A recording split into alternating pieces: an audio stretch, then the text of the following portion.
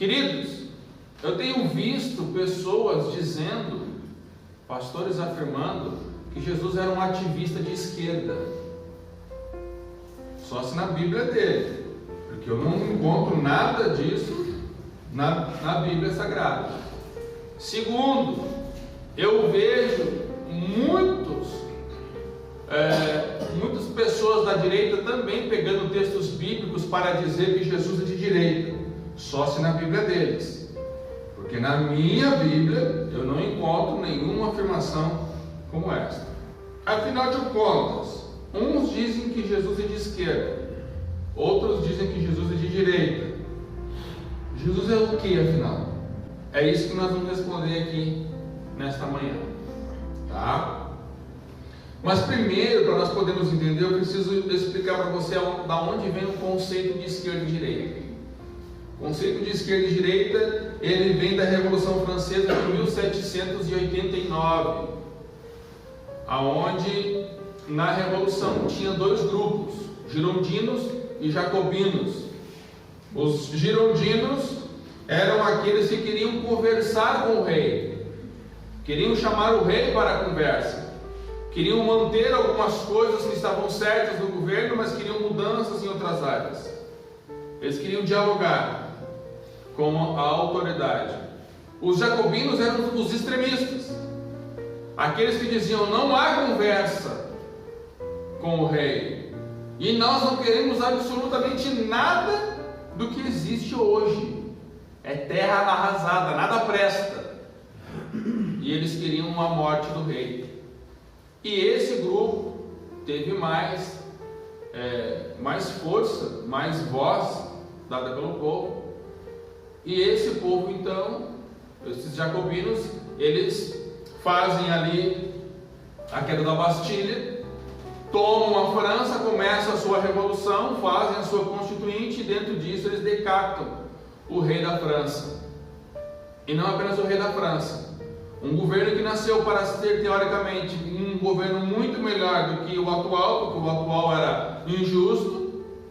Se levanta agora um novo governo, no qual começa com genocídio, aonde eles arrancam a cabeça de mais de 14 mil pessoas.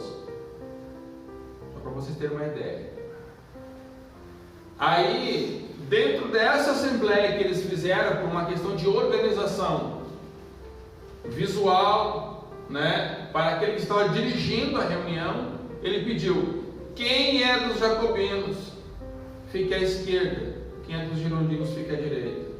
E ali então nasce o contexto de esquerda como algo extremista, algo que passa dos limites, e vem o conceito de direita, que são aqueles moderados que querem conversar com o rei, para chegar num denominador comum de democracia dentro da sociedade.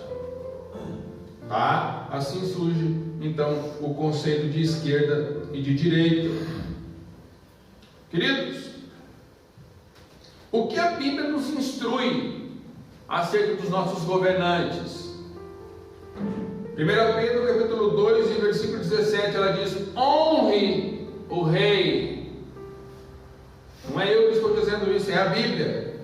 Lembrando aos amados irmãos que quando a Bíblia fala de honrar ao rei, ela está falando sobre honrar o presidente, porque naquele tempo era a monarquia, então era o rei que era a autoridade máxima. Hoje é uma república, é o presidente.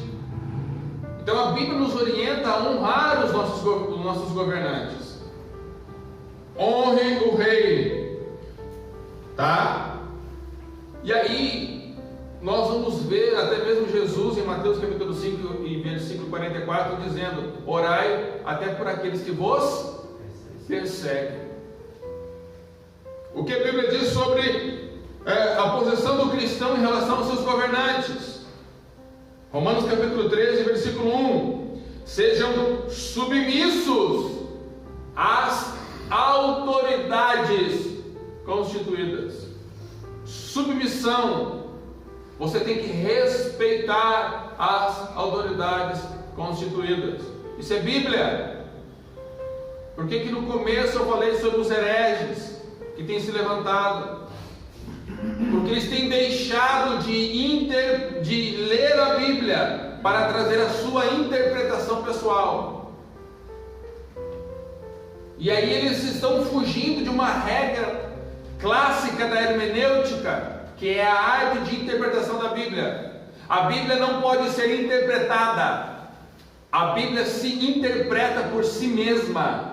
É ela que diz o que ela quer dizer, e eu não posso simplesmente querer interpretá-la, pois se eu fizer assim, eu tenho a tendência de sair da neutralidade e cair ou para um lado ou para o outro. Mas muitos estão na internet falando um monte de bobagem. Por quê? Porque estão se esquecendo dessa regra.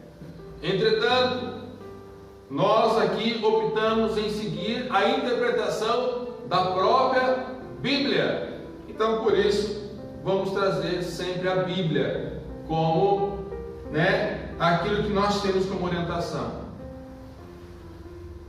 Amém? Amém. 1 Timóteo capítulo 2 vai nos dizer que nós devemos orar por aqueles que exercem a autoridade.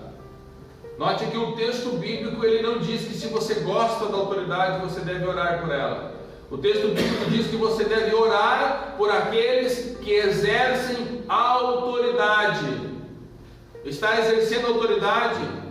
Eu, como cristão, como filho de Deus, eu tenho o dever, a obrigação de orar por aquele indivíduo que está ali posto como autoridade, independentemente se eu não goste dele. Pois se eu quiser me revoltar contra tudo aquilo que eu não gosto, eu deixo de ser um cristão e me torno um revolucionário, no pior dos sentidos. Me torno um revolucionário como o da Revolução Francesa, que vai querer arrancar a cabeça de todo mundo só porque não gosta. Tá? Quando o apóstolo Paulo ele fala sobre orar pelas autoridades que exercem poder, que ele está falando num contexto onde o imperador de Roma era Nero, aonde este imperador pegava e fazia dos crentes tochas humanas, aonde este imperador pegava e lançava as famílias inteiras com crianças de colo simplesmente aos leões. E mesmo assim a Bíblia não incitou o povo a uma revolta, mas incitou a orar pelos governantes. Vamos deixar a Bíblia interpretar ela própria? Amém. Então vamos continuar. Bom, dando essa introdução, afinal de contas, a Bíblia é de esquerda ou é de direita? Jesus é de esquerda ou é de direita? Deus é de esquerda ou direita? Vamos ler o texto aqui que nós pedimos para os irmãos abrir. Josué capítulo 1, versículo 7.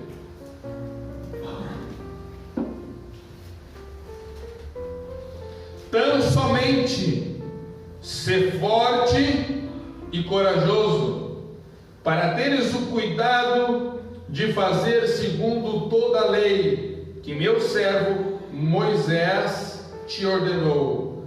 Dela não te desvie, nem para a direita e nem para a esquerda, para que sejas bem-sucedido por onde quer que andares. Não cesses de falar deste livro da lei, antes medita nele dia e noite, para que tenhas cuidado de fazer segundo tudo quanto nele está escrito. Então prosperarás o teu caminho e serás bem-sucedido.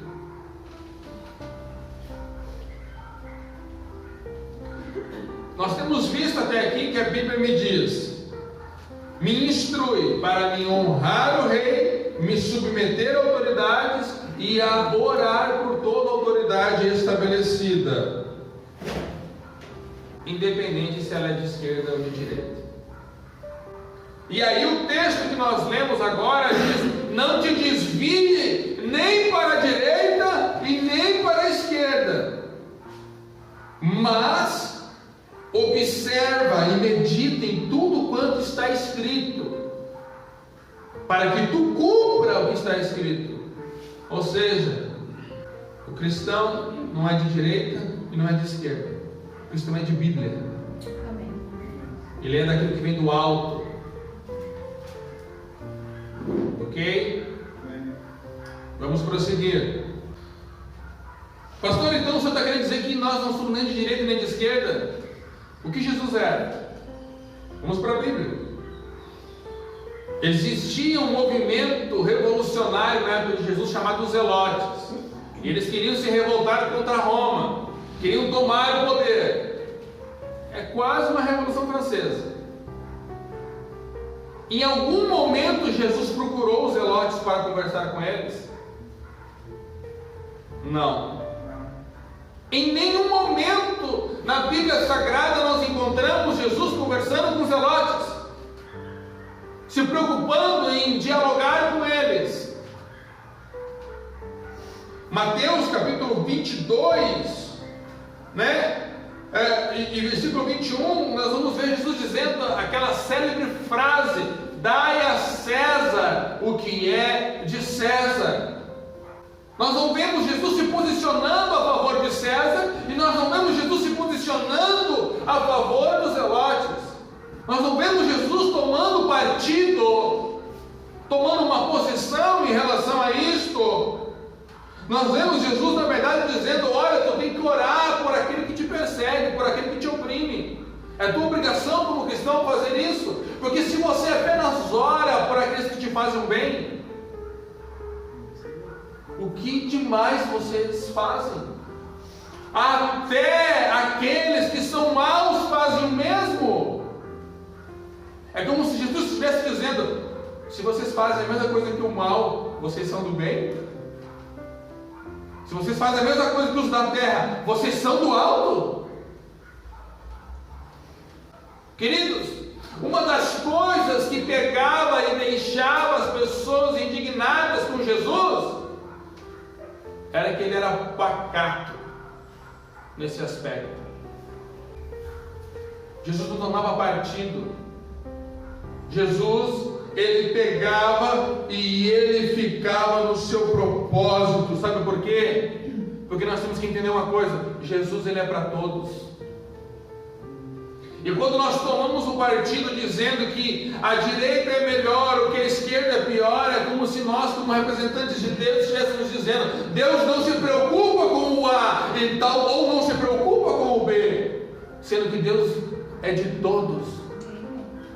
A Bíblia vai nos dizer em João capítulo 3, versículo 16: porque Deus amou o mundo, não mundo terra, mas pessoas, sendo elas de direita ou de esquerda.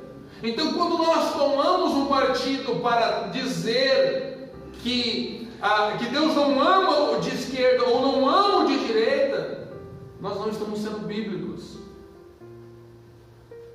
Porque de certa forma nós estamos dizendo que Deus está excluindo um. É como se nós disséssemos: não, Deus é dos colorados. Quando eu digo que Deus é colorado, eu estou dizendo assim que Deus é adversário dos gremistas. Quando eu digo que Deus é gremista, eu estou dizendo que Ele é adversário dos colorados. Não, Deus não é colorado, Deus não é gremista, Deus não é brasileiro e Deus não é argentino. Deus é de toda a humanidade que quiser se converter a Ele. Nós precisamos entender isso primeiramente. Cada vez que queriam levantar Jesus como rei, ele saía do cenário. Ele não veio para isso. Jesus é para todos. Jesus é para todos. E por ele ser para todos, que a igreja é o que é. A igreja não é apenas para a vítima, a igreja também é para o agressor. Quer ver um exemplo bíblico? Paulo era vítima? Não! Paulo era perseguidor, assassino de cristãos. E o Senhor não o perdoou. O Senhor não chamou ele para a sua obra.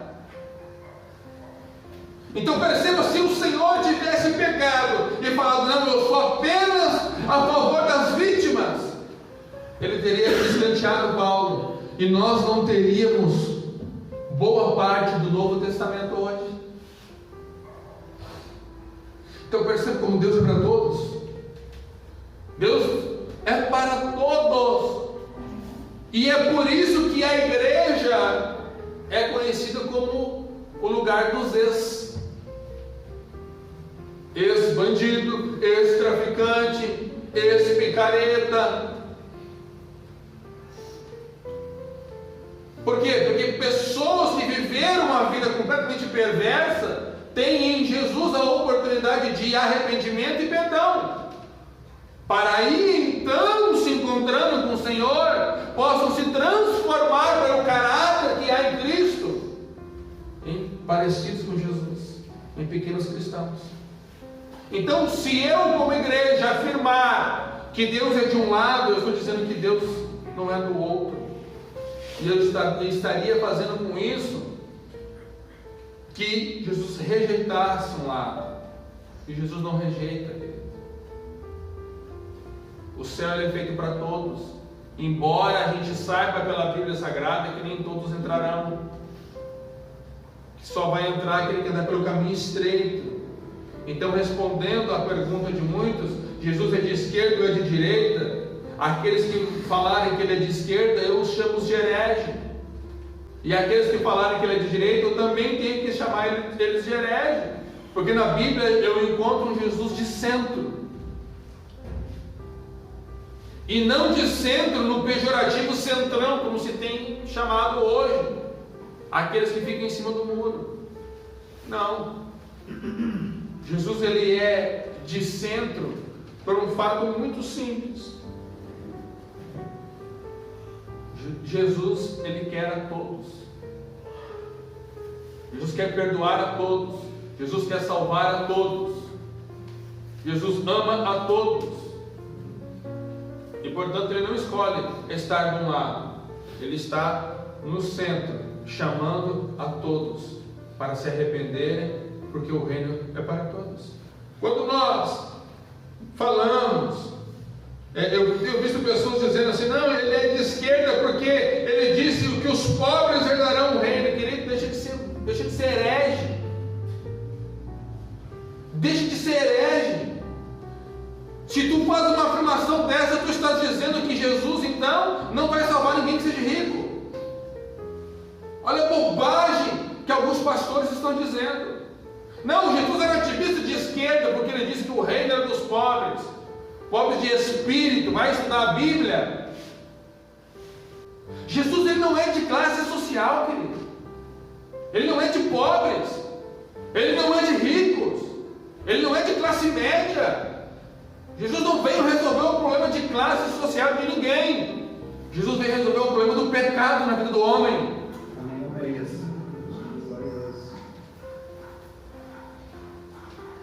Quando João diz que Deus amou o mundo, querido, ele amou os ricos e os pobres. Então para de heresia. Para de ensinar o teu povo aí que você congrega. Para de ensinar bobagem. Vai ensinar a Bíblia, deixa de ser tendencioso. Tu é esquerdista e não quer dizer para a igreja. E por isso tu ensina essas bobagens. Vai ensinar a Bíblia.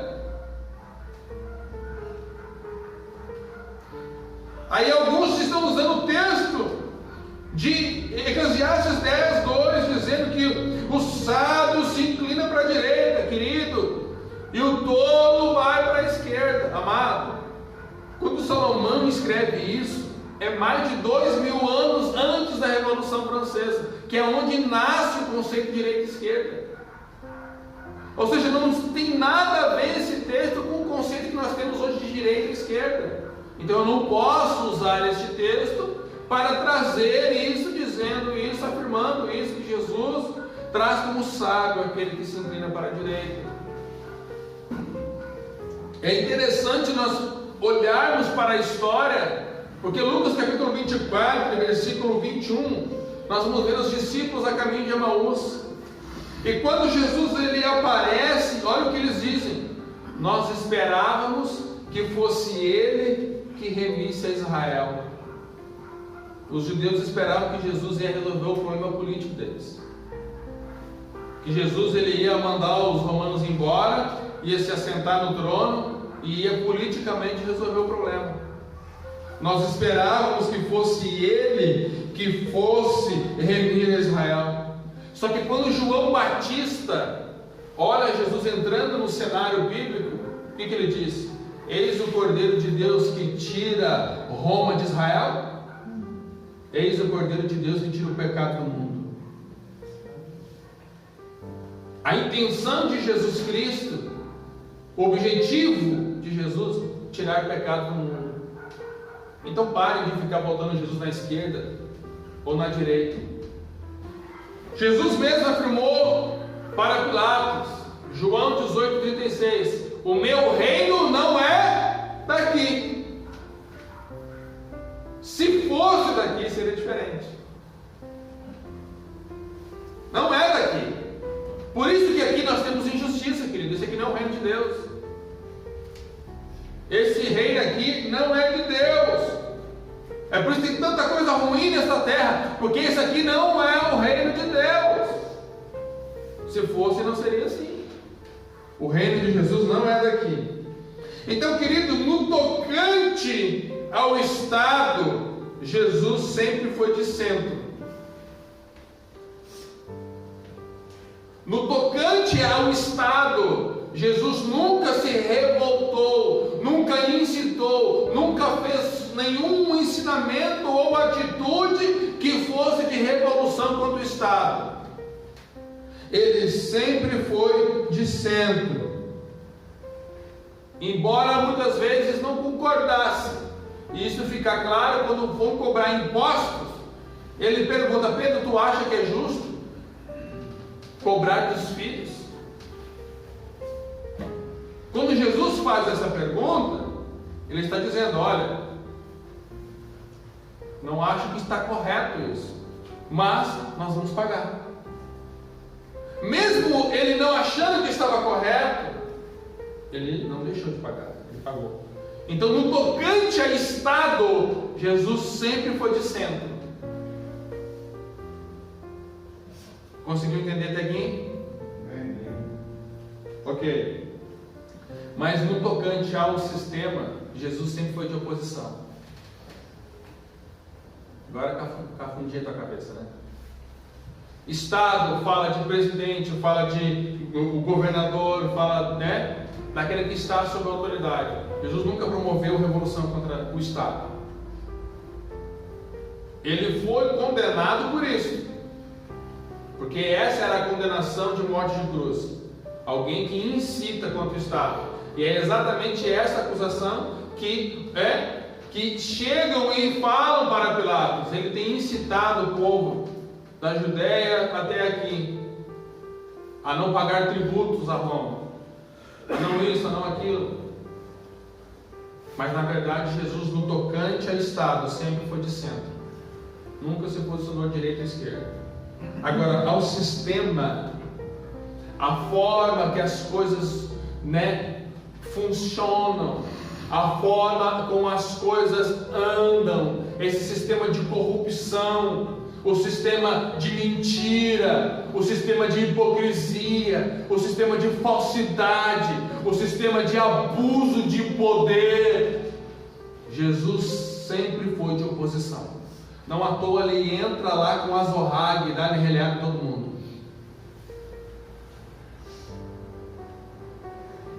Ele não fez isso no tocante ao Estado, ele fez isso no tocante ao sistema. Por quê? Porque o sistema jaz do maligno. O sistema, querido, jaz do maligno. O sistema é aquilo que, independentemente do governador, do presidente, do rei, ele vai sempre funcionar daquela forma. Esse é o sistema. O que a Bíblia vai nos dizer? A nossa luta não é contra carne, nem sangue, mas contra principados e potestades. Porque quem domina o sistema, o mundo jaz do maligno. Quem domina o sistema é o maligno. no tocante ao sistema, Jesus sempre foi oposição a esse sistema que o diabo, através de principados e potestades, coloca sobre prefeituras, governos, presidentes, que são espíritos que acabam influenciando, são entidades que acabam influenciando espiritualmente as tomadas de decisões dessas autoridades. E é por isso que a Bíblia diz que nós devemos orar por elas, porque é uma guerra no mundo espiritual em relação a isso. Querido, no tocante à oposição ao espírito do sistema, o que a Bíblia nos diz? 2 Tessalonicenses, capítulo 2, versículo 2, ela diz que o espírito, fala sobre o espírito do anticristo. Ele se levanta contra tudo aquilo que é contra Cristo. O espírito do sistema é o espírito do anticristo, porque ele vai se levantar contra tudo aquilo que for de Cristo, contra os seus valores, contra o seu padrão, contra os seus ensinamentos. Entende? Foi assim no Éden. Este espírito, ele entrou ali, e ali para ele mudar o esquema que ele tinha, ou para fazer o esquema que ele queria, ele precisava de um corpo. Então ele entra no corpo da cobra. E ali então a gente conhece a história. E ele, depois de incorporar naquele corpo, ele faz o que ele quer e traz a morte onde tinha vida. E ali começa o reino do pecado, começa o sistema que jaz do maligno, porque ele é mentiroso desde o princípio, porque ele traz pecado desde o princípio, porque ele gera morte desde o princípio. Contra esse sistema que foi criado por Satanás, que Jesus é contra. Quando Judas vem para atrair Jesus, ele dá um beijo em Jesus. Jesus chama ele do quê? Amigo. Porque Jesus sabia que, na verdade, Jesus tinha escolhido ele para ser apóstolo, para ser alguém que ia ajudar ele. Mas o Espírito tomou Judas, incorporou em Judas, e esse sistema do anticristo se voltou contra Cristo, e por isso entregou a Jesus. Mas relacionado à pessoa, Jesus chamou ele de amigo. É igual a Pedro. Quando Jesus olha para Pedro e diz: Pedro, és tu, Pedro. Tu és uma bênção, Pedro, tu és uma bênção.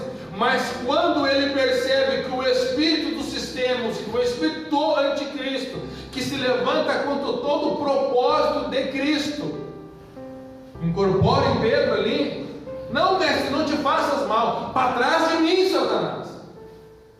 A luta de Jesus não era contra pessoas, era contra os espíritos, o espírito do anticristo que atuava, e para atuar precisava de pessoas, porque é assim que funciona. Ele precisa de um corpo para atuar, para fazer. E é isso que nós temos que entender. O corpo pode ser à direita ou pode ser à esquerda, mas o problema não está na direita e não está na esquerda. O problema está no espírito do anticristo, que está incorporado em muitos candidatos que estão aí hoje, pedindo o teu voto. Nós vamos aprofundar aqui, você vai entender mais. Olha o que a Bíblia diz, Provérbios 29, 2. Quando o justo governa, o povo se alegra. Quando o ímpio governa, o povo geme. Presta atenção, o povo geme. Guarda aí. Provérbios 14, 34. A justiça engrandece uma nação, mas o pecado envergonha qualquer povo. O povo geme e envergonha qualquer povo o pecado. Terceiro versículo, Provérbios 29, 4. O rei que exerce justiça, ele traz estabilidade ao país. Mas quem gosta de suborno leva o país à ruína. Então perceba, querido, que aqui os textos eles trazem os dois lados, o lado bom e o lado ruim. Quando ele faz de maneira correta, é bênção para o povo. Quando ele faz de maneira duvidosa, o povo geme, há instabilidade no país, o povo sofre, acontece suborno, o povo vai à ruína, vem vergonha para a população, para os habitantes daquele lugar. E queria deixa eu te fazer uma pergunta: você gostaria de viver num país que você tivesse que gemer? Em que você fosse levado à vergonha e tem que buscar comida no lixo, sendo trabalhador?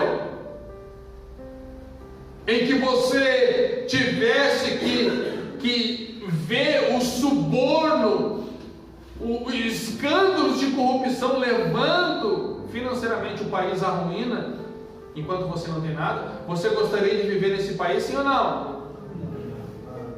Não, né?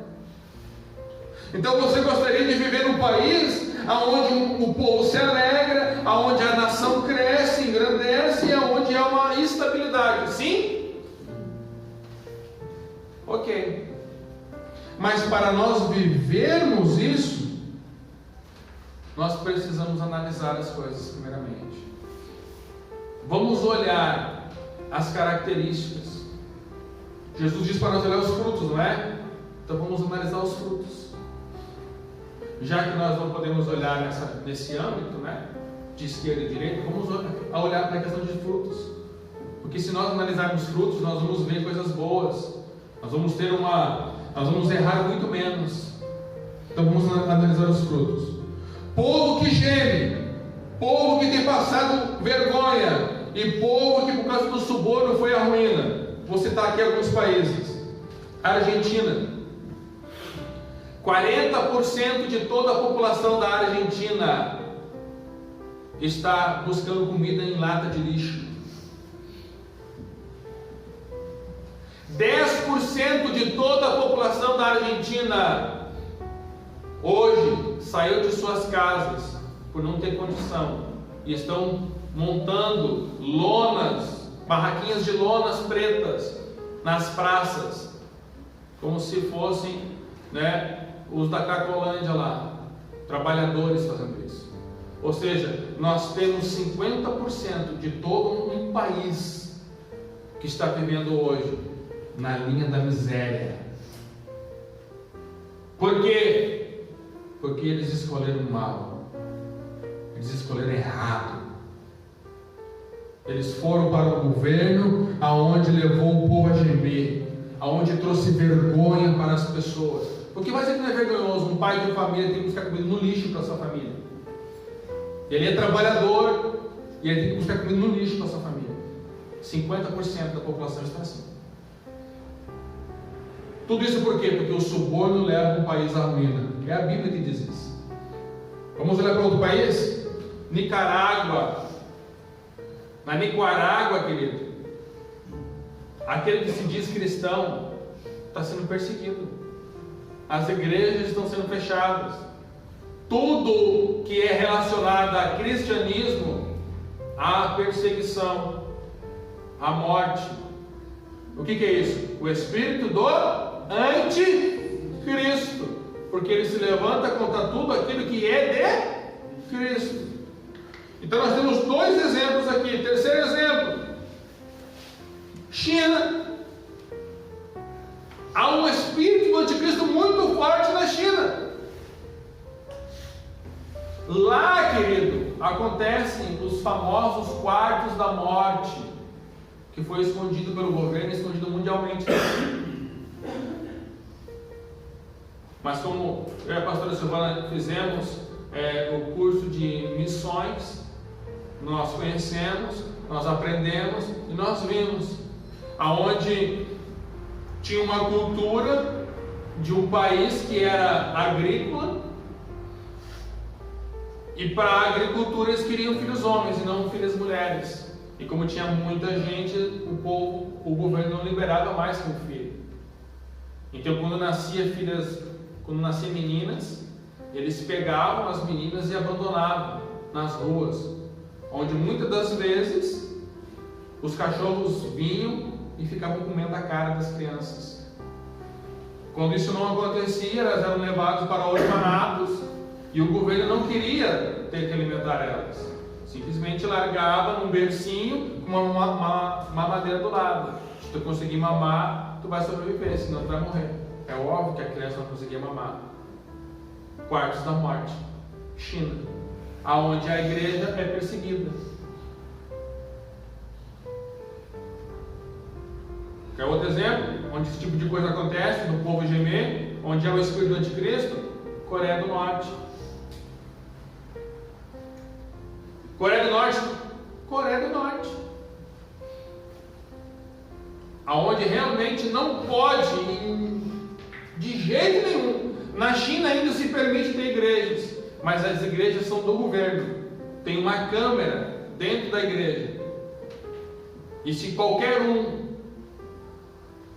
falar alguma coisa que eles acharem que é contra o governo, antes de terminar o culto, a reunião, o governo bate lá e leva preso, e a igreja é fechada. E na Coreia do Norte é mais extremista ainda, porque lá não se permite realmente nada. E o pessoal da Coreia do Sul pega Bíblias, enrolam para não molhar e tocam no rio, para que o rio leve, até os norte-coreanos. O que é isso? Espírito do anticristo, porque ele se levanta contra tudo aquilo que vem de Cristo. Outro exemplo, vou trazer para você de Cuba. Querida, as pessoas são formadas, são médicos, as pessoas são formadas, são engenheiros, são advogados, são formadas em Cuba. E elas preferem vir para o Brasil vender bala na sinaleira do que ficar formado em Cuba. O que é isso? Um lugar onde o povo geme, um lugar onde o povo passa vergonha, um lugar onde o povo foi levado à ruína por causa do suborno. Certo? Todos estes países têm duas coisas em comum. Primeiro, o espírito do anticristo tomou conta. Porque tudo aquilo que é de Cristo eles se levantam contra. Porque eles são ateus. E eles entendem que a Bíblia traz ensinamento para mim e você de que o nosso soberano é o Senhor, não é o Estado, e que a nossa obediência maior é no Senhor. E aí isto fere demais a eles, porque eles querem ser idolatrados. Todos esses países você vai ver estátuas dos seus generais, dos seus ditadores. Na Coreia do Norte tem, na China tem, em Cuba tem. O povo vivendo na miséria, mas eles comendo filé. Como na Venezuela, foi mostrado agora há pouco, o povo caçando cachorro na rua para comer, enquanto o seu presidente encontrava-se numa churrascaria da Venezuela, comendo filé mignon e picanha. Essa é a igualdade do Espírito que o anticristo diz que quer dar para as pessoas. Eles falam de igualdade, mas eles não praticam, porque são hipócritas. E aí, quando eu falo de hipocrisia, eu me lembro de Jesus, quando ele apontava para algumas determinadas pessoas e diziam: vocês são um bando de hipócritas. Veja bem, Jesus não apontava para o Estado, ele apontava para pessoas possuídas, incorporadas nesse espírito de anticristo, e chamava elas de hipócritas. Nós precisamos saber discernir as duas coisas, diferenciar as duas coisas: Estado do sistema. Nós falamos de Estado, Jesus era de centro. Agora estamos falando de sistema. Jesus é a oposição declarada, e eu e você temos que ser também. Duas coisas que esses países têm em comum. Primeira, o espírito anticristo tomou conta lá. Segunda, todos esses lugares estão incorporados por partidos de esquerda. É por isso que primeiramente eu tinha que trazer para você a questão de que Jesus não é direita nem esquerda, para que você pudesse entender que a questão não é contra a esquerda, porque Jesus não é direita. A questão é contra o sistema opressor, hipócrita, injusto, corrupto, que faz com que as pessoas gemam, que faz com que trabalhadores sentem vergonha, que faz com que o suborno leve as famílias à ruína. É contra isso que Jesus se levantou. E contra este espírito Jesus foi a oposição. E nós temos que ser também. Então, esses países têm duas coisas em comum. Primeiro, o espírito anticristo. E segundo, eles incorporaram em partidos de esquerda. Eles são ateístas, eles não creem na família, eles desconstroem a questão da honra, eles pregam a desonra, e eles fazem isso desde as escolas, ao quererem ensinar para os alunos que você tem que ser crítico, mas até a crítica tem limites, querido. Mas eles não falam de limites da crítica, eles dizem que eles ensinam que você tem que criticar simplesmente tudo. E está errado, até a crítica tem limite. E o limite vai na questão do respeito com o teu próximo. Se você desrespeitar o teu próximo, a tua crítica ultrapassou o limite. Então perceba que estes lugares estão incorporados em partidos de esquerda. Mas preste bem atenção no que diz a Bíblia. Qual é a nossa posição em relação a isso? Olha o que diz a Bíblia. Deuteronômio capítulo 1, versículo 13. Escolha homens sábios, criteriosos, experientes, e eu os colocarei como chefe de vocês. Veja o que Deus está dizendo. Vocês têm que escolher homens que sejam sábios, que tenham critérios, princípios, valores, que tenham experiência.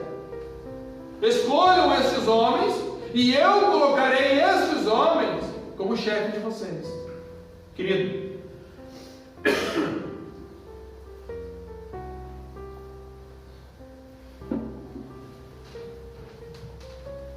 a eleição não é uma votação. A votação não é uma escolha. Qual é a orientação bíblica? Escolham homens sábios, homens com princípios, homens criteriosos, e vai ser estes homens que vocês escolherem que eu vou colocar sobre vocês. Se você vota em pessoas que não são sábias,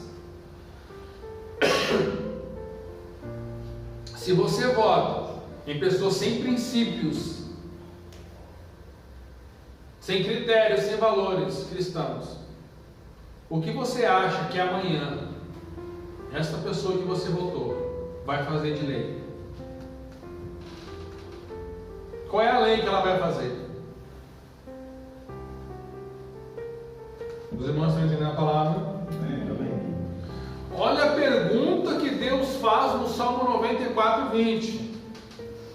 Poderá o trono corrupto fazer aliança contigo? Veja bem, nós temos um trono corrupto, um trono, um lugar de governo incorporado pelo espírito do anticristo, que só toma atitudes contrárias aos princípios e valores e critérios de Deus. E aí a pergunta bíblica é: você, cristão, pode fazer aliança com esse trono corrupto? Sim ou não? Não. Então como é que tem um monte de cristão fazendo aliança com esse espírito do anticristo, que tomou, que incorporou os partidos da esquerda?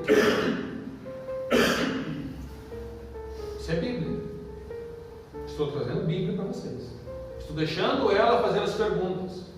Estou deixando ela interpretar ela mesma. Não estou forçando nada aqui. Olha o que diz a palavra, olha a pergunta da Bíblia, 2 Coríntios capítulo 6 e versículo 14. Não se põe em julgo desigual.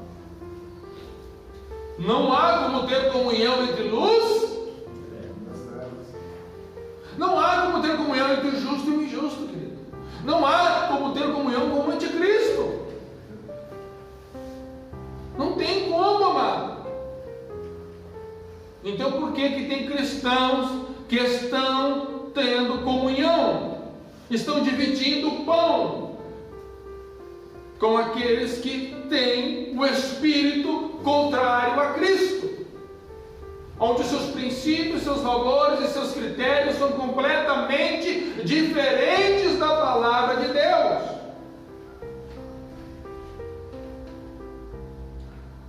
O Senhor colocou Adão para ser o guardião do Éden, né? Mas ele fracassou como guardião. E o Senhor também nos ensina através dessa história de Adão, que Adão ele deu crédito ao espírito contrário a Cristo.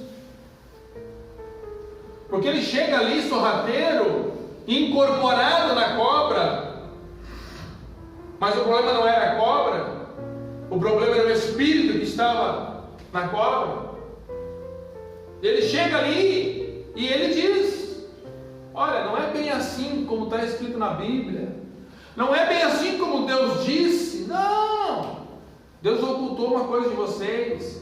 Deus, na verdade, não quer que vocês sejam felizes, porque Ele sabe que quando vocês comerem, vocês vão ser conhecedores do bem e do mal. Querido, não é esse o discurso que a gente ouve hoje? Não, Deus quer que você seja feliz. Que espírito é esse? O espírito do anticristo. Adão deu crédito a que este espírito falou. Você sabendo da história de Adão, e aí vamos fazer uma troca. Você vai agora e fica no lugar de Adão. Você daria crédito a esse espírito, sim ou não? Sim ou não? Não. Ok, querido. Mas tem uma cobra disfarçada de vermelho nos nossos dias, que está pedindo o mesmo crédito a você. Não é bem assim que as coisas funcionam. A Bíblia tem que se atualizar. As coisas mudaram. Deus quer que você seja feliz. Ou seja, Ele está pegando e fazendo o quê? Olha, eu não tenho esses critérios. Escolha para você homens sábios que tenham critérios. O que Ele está dizendo para você? Eu não possuo esses critérios, mas eu quero te fazer feliz. Eu quero dar para você aquilo que você nunca teve. Os países que deram para este espírito o crédito que eles estão pedindo para nós hoje, estão aí vivendo um povo gemendo, um povo em vergonha, estão aí vivendo isso. Você disse que não queria viver isso, e nós dizemos agora que se nós estivéssemos no lugar de Adão, nós não teríamos dado crédito ao espírito do anticristo ali.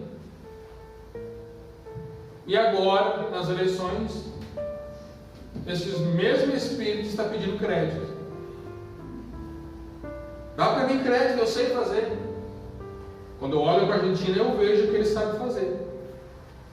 Quando eu olho para a Venezuela, eu vejo o que este espírito sabe fazer. Ele sabe tirar a liberdade religiosa. Ele sabe desconstruir família. Ele sabe levar o povo a gemer. Ele sabe levar o trabalhador à vergonha. Ele sabe fazer isso, porque é o espírito contrário a Cristo.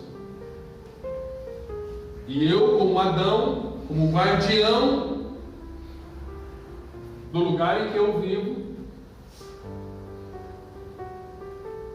eu vou dar crédito a esse Espírito. Isso aqui é Bíblia, queridos. Não há distorção nem forçação. Como eu posso dar crédito a uma autoridade que os seus critérios, os seus princípios, os seus valores são completamente diferentes dos valores de Cristo? Como é que eu vou dar o meu voto, o meu crédito, o meu voto a candidatos que apoiam, que aceitam, que concordam com o aborto? Dizem para mim. Quando eu voto num candidato que apoia o aborto, sabe o que eu estou dizendo? Eu dou a minha autorização para que milhões de crianças sejam mortas todos os anos. Quer resolver a questão, essa questão? É simples. Ao invés de ensinar o liberalismo sexual, que tu tem que fazer sexo com todo mundo, orienta o que a Bíblia ensina. Sexo é no casamento.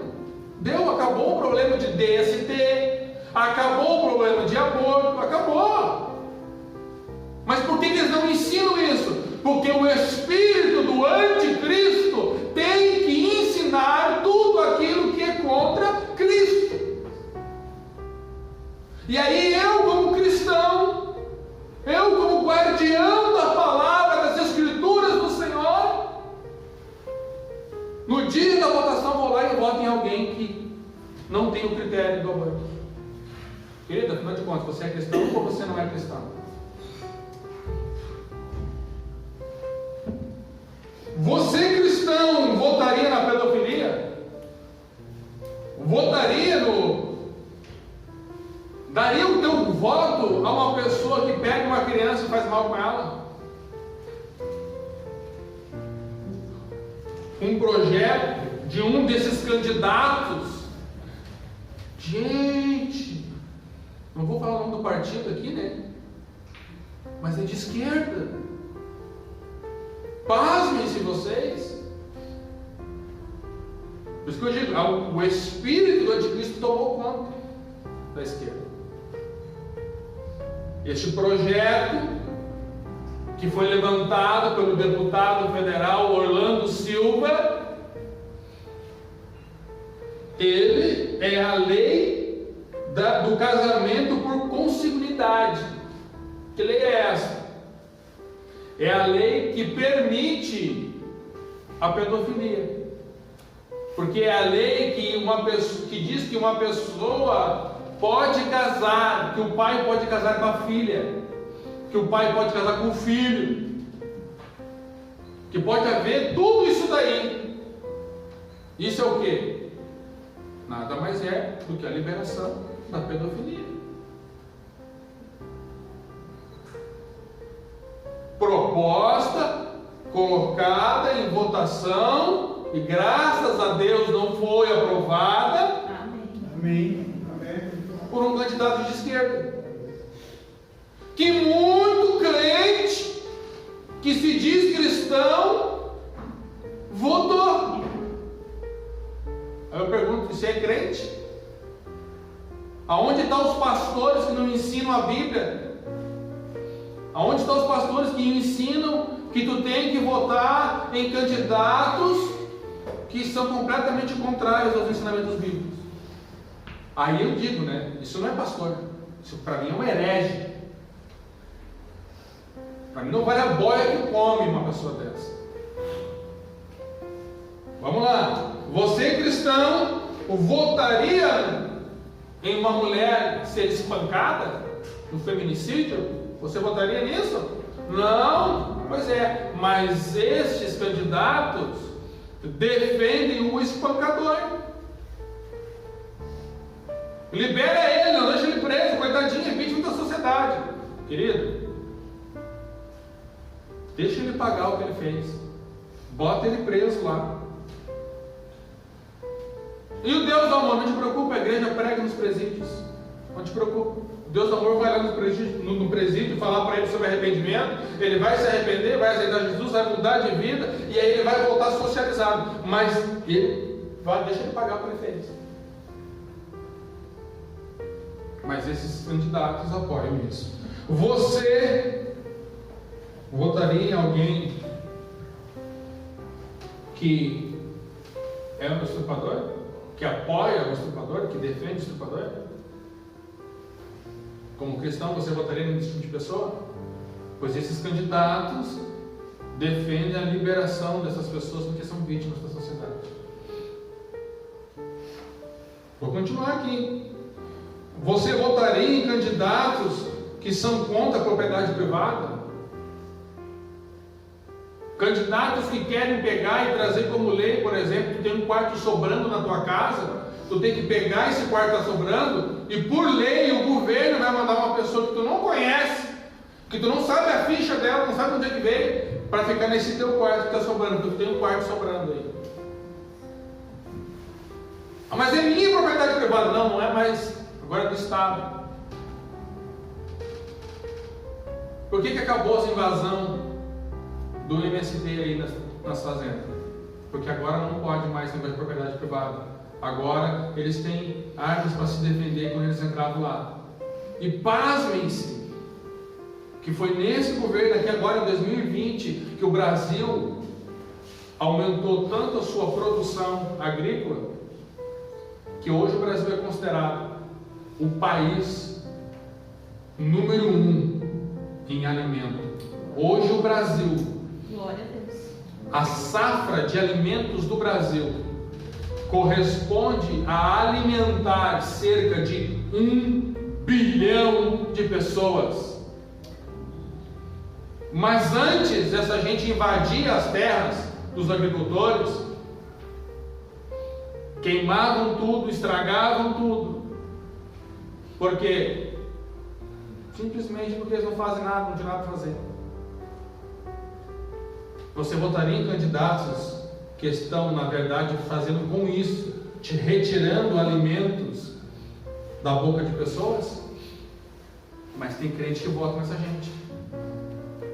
Outra lei que eles gostam muito, a lei da discriminação das drogas.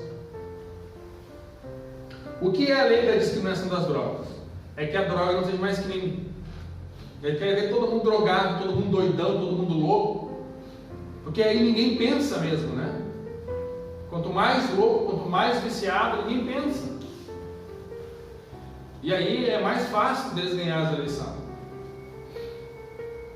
Então eu quero trazer aqui para você que a questão não é contra A ou contra B. Não é essa a questão aqui. A questão é que nós temos uma ala toda que está tomada pelo espírito do anticristo.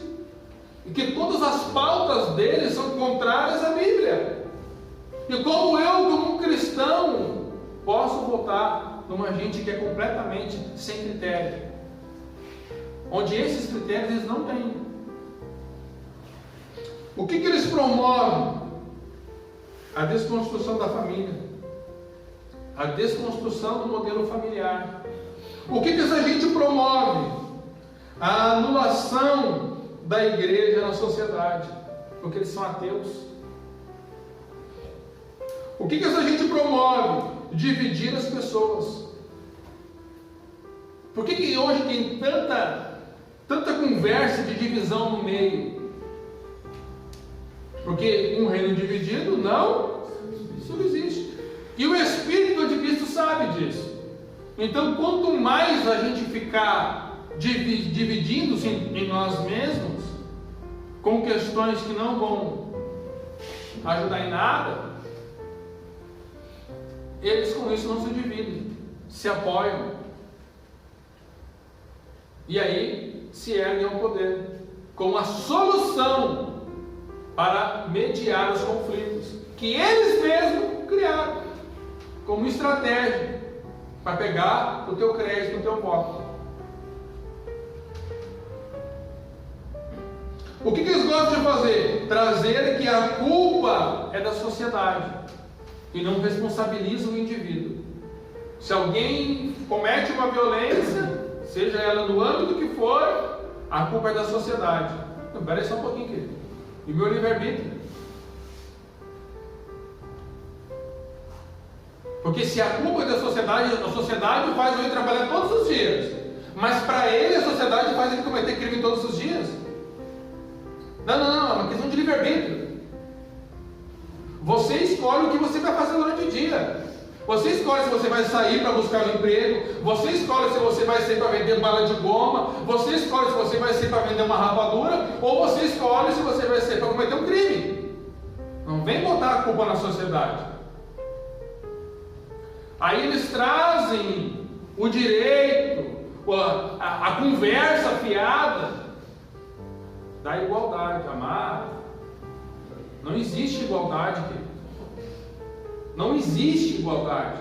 Nunca vai existir igualdade. Eu vou te mostrar pela Bíblia. O que foi que Jesus disse? Os pobres sempre tereis no vosso meio. Vai ter igualdade quando? Não vai ter igualdade, querido. Porque isso é apenas discurso. A Rússia faz mais de 100 anos que eles estão no poder. Na Rússia. E vai lá na Rússia para ver se acabou os pobres. Tem até hoje. Porque os pobres sempre tereis entre vós. Então não existe igualdade. Nem no céu vai ter igualdade, querido. Sabia disso? Porque a Bíblia nos afirma que Jesus ele vai dar a cada um segundo as suas obras. Não tem igualdade. A igualdade proposta, na verdade, ela é até injusta. Por quê? Porque aquele trabalha 12 horas, por que ele vai ganhar igual ao que trabalha 1 hora? Isso não existe, querido. Um estudou para fazer uma coisa, o outro não estudou, vai ganhar a mesma coisa. Isso não existe. Não existe. E a Bíblia traz isso. Olha, esse trabalhou muito mais para o meu reino. Eu vou dar segundo as obras dele. O outro foi salvo lá, o ladrão da cruz. Bom, ele não vai ter obra. Eu não vou dar nada referente à obra, mas eu vou salvar. A igualdade, você olha para a Bíblia e você percebe, cara, é um discurso que não existe. Não existe. Só existiria isso se todo mundo fizesse as mesmas coisas, trabalhasse no mesmo local, tivesse a mesma formação acadêmica. Mas não existe isso. Porque tem gente que não vai querer trabalhar no que eu trabalho. Vai querer trabalhar em outra área é outro salário, é outro mercado, é diferente. Então não existe igualdade mais. Olha que conversa fiada. Aí eles trazem a questão de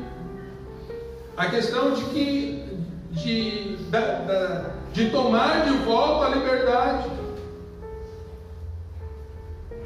Amado, nós, graças a Deus, nós vivemos um país livre, querido. Um país tão livre que até quem não devia ter voz tem. Tão livre e tão democrático que é. Então, amados, o que eu tinha para trazer para os irmãos era isso nessa noite. Não quero me estender, e eu só falei desse assunto em cima do altar, porque eu não falei do assunto em si, eu falei do que a Bíblia nos traz como orientação. E eu espero mesmo, queridos, que o povo de Deus acorde, que o povo de Deus deixe de ficar dormindo, de que aqueles que estão sendo conduzidos por pastores ativistas esvaziem essas igrejas, saiam de lá e vão procurar uma igreja bíblica, uma igreja que ensina apenas a palavra de Deus, aonde não tem ali falsos mestres, falsos profetas, que só ensinam bobagem. Eu realmente estou cansado disso. Eu estou cansado de um monte de gente que são pseudos pastores, mas que não ensinam a Bíblia. Um pastor que não ensina a Bíblia não é pastor, querido. Simples assim. O pastor que a base de ferramenta de ensino dele não é a Bíblia, não é pastor. Um pastor que pega um texto e desconstrói ele, tirando do contexto, para flexibilizar ele segundo a sua própria vontade, é completamente errado. Tem que se converter, tem que nascer de novo. E nós precisamos, como igreja do Senhor, entender que Deus deixou nas nossas mãos o escolher homens sábios e criteriosos. Então, quando você for votar, meu querido irmão, lembra de tudo que você tem aprendido, de tudo que a Bíblia tem nos instruído, no que ela tem dito para nós, e pega a Bíblia e abre ela na frente do candidato que você quer votar, e compara qual é a base, o que ele traz, qual é o critério que ele usa, porque o critério dele vai ser o que ele vai depois lutar lá para aprovar. Lá na barbearia tem um candidato lá, ele sempre cortou o cabelo lá, e ele sempre ficou naquele, encebando. E um dia eu disse para ele, eu digo, meu querido, é impossível eu votar em ti. Eu gosto da tua pessoa, eu gosto da tua família. Faz anos que a gente tem uma certa, amizade, mas é impossível eu votar em ti. Por quê? Cara, tu é a favor de ideologia de gênero, tu é a favor de um monte de coisa que é completamente contrária à Bíblia. Se eu votar em ti, eu estou indo contra o meu Deus, e eu não vou ir contra o meu Deus por causa de ti. Tomou um chá de sumiço, nunca mais apareceu. Resumindo, nunca foi meu amigo, queria só meu voto. Entende, querido? Então tem muita gente se apresentando como teu amigo aí. Faz o que eu fiz, bota ele no filtro da palavra e compara para você ver. Para você ver se não, igual o diabo fugindo da cruz, como se diz. Eles não gostam de cruz mesmo, São Mateus. Então, querido, vamos colocar de pé em nome de Jesus?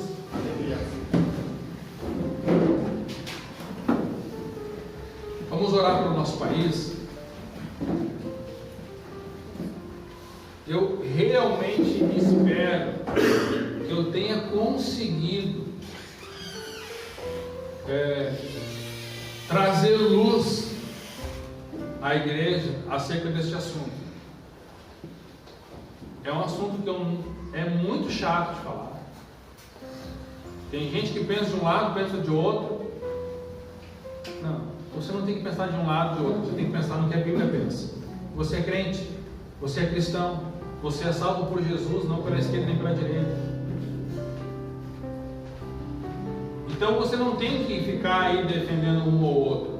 Agora, é claro, quando nós pegamos a Bíblia, quando nós pegamos as Escrituras e nós filtramos o candidato pela Bíblia, nós vamos chegar na melhor opção possível.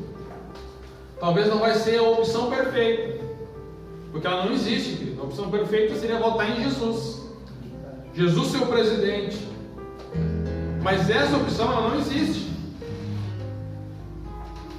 Então nós não vamos chegar na opção perfeita, nós vamos chegar na melhor opção possível. E dentro da melhor opção possível, o candidato não pode ter os seus critérios contrários a este livro.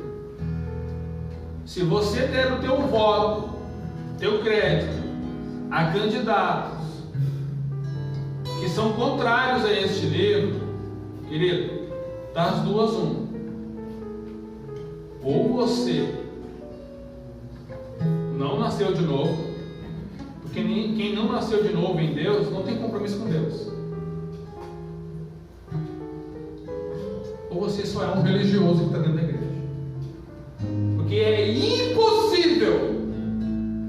que um cristão, tendo conhecimento bíblico do que a Bíblia nos ensina, vote em candidatos que tenham o espírito do anticristo. Na sua grande maioria, candidatos da esquerda. Da direita também tem, que não vale a boia. Então por isso a questão aqui não é direita e esquerda, mas na esquerda, queridos. Não sei se escapa um que não seja contrário a esses ensinamentos. Porque já começa por aí. Se ele sabe da ideologia e ele for contrário, ele não fica lá. Ele sai de lá. Agora, se ele fica, é porque ele concorda, porque ele é omisso. E se ele é omisso, ele vai ser omisso lá também na hora da votação dos projetos. E esse cara não me representa. Esse cara não pode ganhar o meu crédito, não pode ganhar o meu voto. Porque na hora de defender estes critérios, ele não vai fazer. Mas eu vou. Você vai? Amém. Amém. Querido Senhor, nós queremos colocar o nosso país na Tua presença. Senhor, essa bandeira aqui não é a bandeira de um candidato, é a bandeira do nosso país, da nossa nação.